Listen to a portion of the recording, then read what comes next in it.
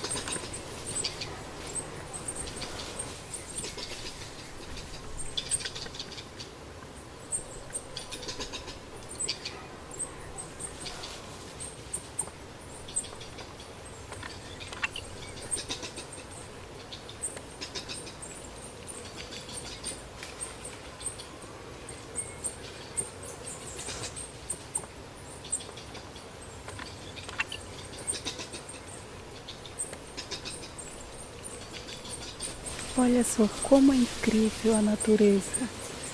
Por isso eu sempre digo para as pessoas ter respeito.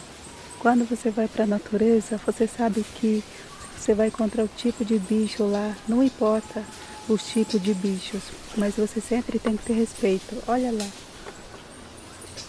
aqui.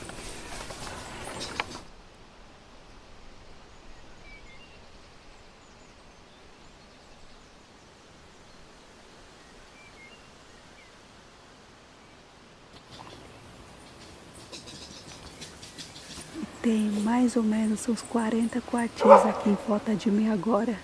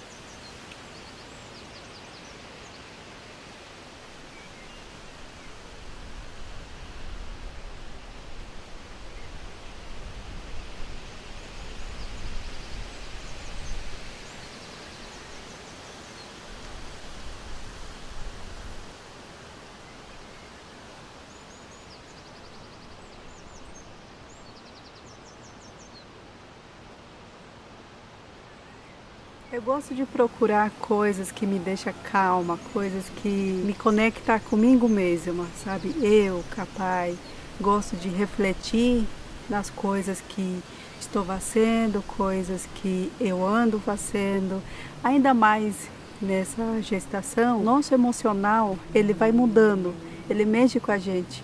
Para não ficar muito ansiosa, eu procuro um lugar calmo como esse aqui. Nada melhor que andar no meio da natureza, encontrar os animais.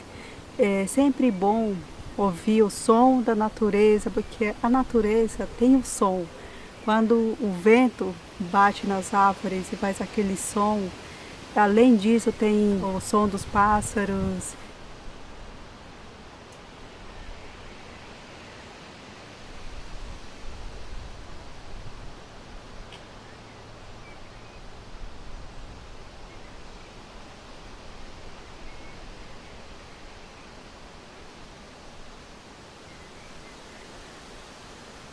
Eu sinto uma paz interior, uma enorme gratidão dentro de mim.